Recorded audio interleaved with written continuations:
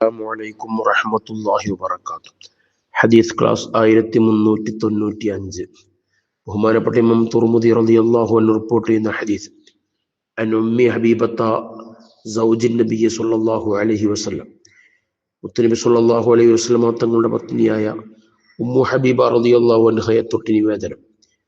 അനിൻ നബി സ്വല്ലല്ലാഹു അലൈഹി വസല്ലം ഖാൽ, ഹബീബ സ്വല്ലല്ലാഹു അലൈഹി വസല്ലം തങ്ങളെ തൊട്ട് ഉദ്ധരിക്കുന്നു, അവിടുന്ന് പറഞ്ഞു: കുല്ലു കലാം ബിനി ആദം, മനുഷ്യരുടെ എല്ലാ സംസാരങ്ങളും, അലൈഹി, അതവന് കേടാണ്, അവന് ശിക്ഷാർഹമായിരിക്കും, ലാ ലഹു, അതവന് ഗുണമായിരിക്കില്ല, പ്രതിഫലാർഹമാവുകയില്ല, ഏതൊഴികെ ഇല്ല അംറും ബി മഅറൂഫിൻ, നന്മ കൊണ്ട് കൽപ്പിക്കലൊഴികെ, ഔ നഹിയുൻ അനിൽ മുങ്കർ, അല്ലെങ്കിൽ വെറുക്കപ്പെട്ട വിരോധിക്കലൊഴികെ, ഔ ദിക്റുല്ലാഹ്, അല്ലെങ്കിൽ അള്ളാഹുവിന്റെ ദിക്ർ. ഈ മൂന്ന് കാര്യങ്ങൾ ഒഴികെ അല്ലാത്ത എല്ലാ സംസാരങ്ങളും അത് അവന് കേടായിരിക്കും. നമ്മുടെ സംസാരങ്ങളൊക്കെ ഒന്നിരിക്കൽ ഇതിലേതെങ്കിലും പെട്ടതായിരിക്കും. ഒന്നിരിക്കൽ അള്ളാഹുവിന്റെ ദിക്റായിരിക്കണം, സ്വലാത്ത്, ദിക്ർ, ഖുർആനോത്ത് എല്ലാം അതിൽ പെട്ടു. അതല്ലെങ്കിൽ നന്മ കൊണ്ട് കൽപ്പിക്കലാവണം, വെറുക്കപ്പെട്ട വിരോധിക്കലായിരിക്കണം.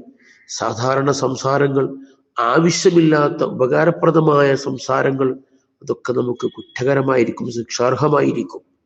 അതുകൊണ്ട് തന്നെ നാം ഏതൊരു വിഷയത്തിൽ ഇടപെടുമ്പോഴും ഏതൊരു കാര്യം സംസാരിക്കുമ്പോഴും അത് നമുക്ക് ഹൈറാണോ ഷറാണോ എന്ന് പരിശോധിക്കണം. എന്നിട്ട് നമ്മൾ ഇടപെടാവും. നമ്മുടെ സംസാരങ്ങൾ നമുക്ക് നാളെ കേടായി സാക്ഷി നിൽക്കും. ഈ മൂന്ന് കാര്യങ്ങൾ ഒഴികെയുള്ള സംസാരങ്ങളൊക്കെ നമുക്ക് ശിക്ഷാർഹമായിരിക്കും എന്നാണ് ഈ ഹദീസ് നൽകുന്ന പാഠം.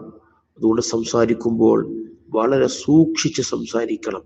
അല്ലാഹു തആല നാളത്തേക്ക് ഉപകാരമുള്ള കാര്യങ്ങളിൽ ഏർപ്പെടാനും നാളത്തേക്ക് കുറ്റം ലഭിക്കുന്ന കാര്യങ്ങളിൽ നിന്നൊക്കെ മാറി നിൽക്കാനും അള്ളാഹു നമുക്ക് തൗഫീഖ് നൽകട്ടെ. ആമീൻ യാ റബ്ബൽ ആലമീൻ. വസല്ലല്ലാഹു അലാ സയ്യിദിനാ മുഹമ്മദിൻ വഅലാ ആലിഹി വസ്വഹ്ബിഹി വസല്ലം.